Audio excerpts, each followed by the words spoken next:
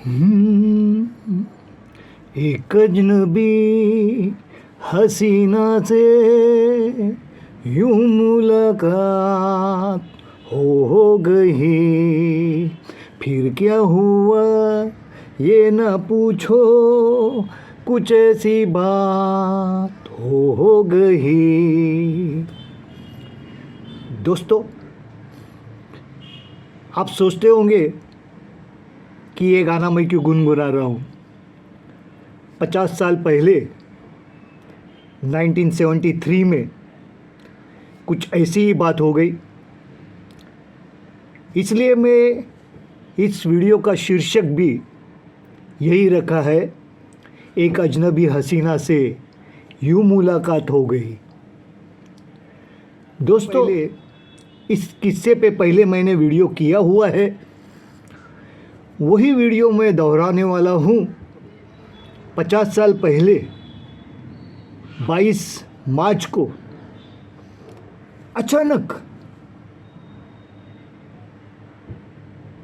एक खबर आई, और वो खबर आने के बाद सारी दुनिया चौंक उठी। क्या थी वो खबर? तो मेरा ये वीडियो देखिए, क्योंकि उसका चश्मदीद गवाह मैं भी हूँ। तो आगे देखिए किस्सा क्या है।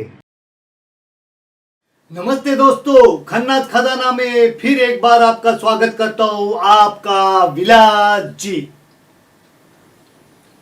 तो दोस्तों, पिछले वीडियो में मैंने जो बताया था वो अजनबी के उस रोमांटिक गाने के बारे में है, भीगी भीगी रातों में। तो बात अजनबी की चल रही है, तो अजनबी के बारे में 3 किस्से मैं और सुनाऊंगा। तो उसमें से पहला किस्सा जो है वो काका जी की निजी जिंदगी से बहुत महत्वपूर्ण है, और हमारे लिए भी वो महत्वपूर्ण है। मैं और मेरे मामा जी नटराज स्टूडियो पहुंचे। शाम के लगभग 5:30-6 बजे थे। उस दिन तारीख थी 22 मार्च 1973, और नटराज स्टूडियो के फ्लोर पे जाने के बाद हमने देखा दीनापुर स्टेशन का सेट लगाया हुआ था। काका जी और योगिता बाली जी सेट पे मौजूद थे।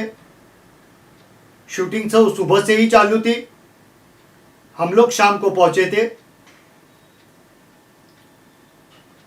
और काका जी ने स्टेशन मास्टर की यूनिफॉर्म पहनी थी, और योगिता बाली जी ब्लैक स्कर्ट पहने हुई थी। और शॉट वो था, योगिता बाली जी की ट्रेन छूट जाती है और काका जी उनको अपने क्वार्टर्स में एक रात के लिए रहने के लिए लेके आते हैं। और क्वार्टर्स में लाने के बाद योगिता बाली से ये बातचीत करते हैं, और योगिता बाली जी की बात काका जी सुनने के बाद उन्हें कहते हैं को दुख किसके जिंदगी में होते नहीं है। इस तरह के जो डायलॉग्स थे। तो लगभग 7:30-8 बजे के दरमियान रॉबिंदा, मतलब मेरे मामा जी के दोस्त रॉबिन कार, जो शक्ति सामंता जी के कैमरामैन थे, पिछले वीडियो में भी मैंने आपको बताया था, और वो मामा जी के मेरे अच्छे दोस्त थे, वो हमारे नजदीक आए और उन्होंने मुझसे और मामा जी से बात की। स्टेशन के प्लेटफॉर्म पे एक जो बैठने के बेंच होते हैं वैसे एक बेंच बनाया था। उस बेंच पे एक लड़की साड़ी पहने हुई, और उनके साथ एक बुजुर्ग थे, उनके पिताजी के उम्र के। बैठे हुए थे।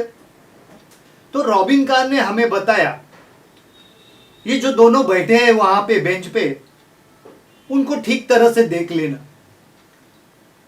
हमने उन्हें देखा। उस वक्त तो रॉबिंदा ने कुछ बात बताई नहीं, शूटिंग चलती रही। 10 साढ़े 10 बज गए। मामा जी बोले अभी बहुत हो गया, हम लोग निकलते हैं। हम लोग नटराज स्टूडियो से निकल गए। निकलते निकलते रॉबिंदा ने फिर एक बार हमें बताया, कल का अखबार जरूर देख लेना। ये क्यों बताया? और हम लोग, मेरे मामा जी और मैं, मामा जी के घर अंधेरी नटराज स्टूडियो के नजदीक ही था, उनके घर पहुंचे। थोड़ी देर बातें करते बैठ गए। और उस वक्त भी हम लोग को यह नहीं पता चला कि रॉबिंदा ने ऐसे क्यों कहा। मैं और मामा जी सोच रहे थे। रात निकल गई। सुबह सुबह मेरी नानी ने मुझे जगाया और बोला, विलास विलास उठ, देख न्यूज़पेपर देख, आज का अखबार देख, आज का तेरे काका जी की सगाई हो गई है। और फिर मैंने देखा, हमारे घर, मामा जी के घर, मराठी न्यूज़पेपर आता था लोकसत्ता, उसके फ्रंट पेज पे न्यूज आई थी काका जी की एंगेजमेंट की। हाँ तो दोस्तों, उस दिन था शुक्रवार और तारीख थी 23 मार्च 1973। हिंदुस्तान के हर अखबार में, हर न्यूज़पेपर में यही खबर थी, लाखों दिलों की धड़कन, सुपरस्टार राजेश खन्ना की एंगेजमेंट, सुपरस्टार राजेश खन्ना की सगाई। और ये खबर सुनते ही हिंदुस्तान की लाखों करोड़ों जवान लड़कियों के दिल टूटे होंगे। लेकिन काका जी डिंपल जी के साथ सगाई के बंधन में बंध चुके थे और यही सच्चाई थी।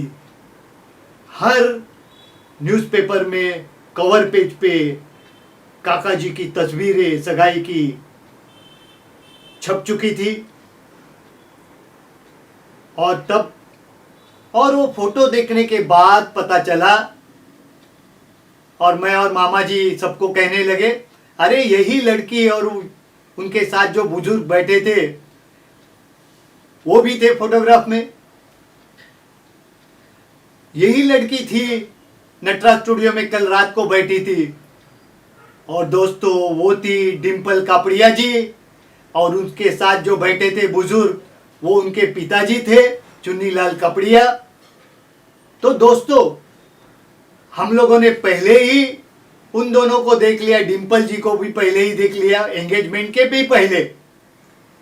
इसलिए मैं कहता हूं, वो दिन काका जी के जिंदगी का भी महत्वपूर्ण दिन था और हमारे लिए भी वो दिन महत्वपूर्ण था, क्योंकि एंगेजमेंट के पहले ही हम लोगों ने डिंपल जी को देख लिया।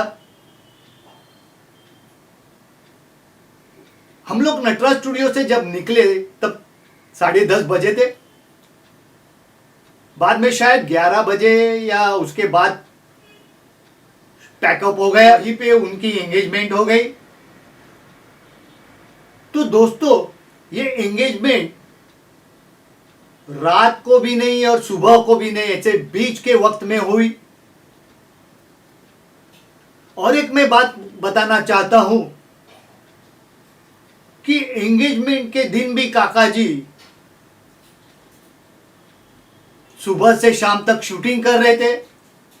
सुबह से शाम तक नहीं, सुबह से रात तक शूटिंग कर रहे थे। मतलब देखिए, काका जी अपने काम के बारे में कितना ख्याल रखते थे। उन्होंने एंगेजमेंट का मुहूर्त भी रात को रखा और पहले वाली जो शूटिंग थी वो कंप्लीट की। शूटिंग कंप्लीट करने के बाद उन्होंने एंगेजमेंट की। तो ऐसे थे हमारे काका जी, वो दूसरों का भी ख्याल रखते थे। और एंगेजमेंट होने के बाद जब न्यूज़पेपर में न्यूज़ आई तो हंगामा हुआ। बहुत सारी लड़कियों का दिल टूटा होगा शायद उस वक्त, लेकिन क्या करे, हकीकत हकीकत होती है। और उसी वक्त काका जी ने शादी की डेट भी फाइनल कर दी थी। वो थी 27 मार्च 1973। इसी तरह काका ने जो फैसला किया उसको कहते हैं चट मंगनी पट ब्याह। इस तरह काका जी की एंगेजमेंट हुई। और ये किस्सा आपको मैं इसलिए बता रहा हूं कि हम लोग नटराज स्टूडियो में मौजूद थे और काका जी के एंगेजमेंट के दिन के पहले ही हम लोगों ने, पूरी दुनिया को खबर होने से पहले ही हम लोगों ने डिम्पल जी को देखा था काका जी के साथ। इसलिए हमारे लिए भी ये दिन बहुत महत्वपूर्ण था। तो ये रहा किस्सा काका जी का। आपने ये कहीं नहीं सुना होगा जो मैंने मेरी आंखों से देखा है। तो दोस्तों, एक अजनबी हसीना से यूं मुलाकात हो गई। ये किस्सा आपको कैसे लगा? अगर अच्छा लगा हो तो इसे लाइक कीजिए, शेयर कीजिए, कमेंट डालिए और मेरे खन्नाज खजाना को सब्सक्राइब करना मत भूलिए। तो देखते रहिए खन्नाज खजाना। धन्यवाद, फिर मिलेंगे।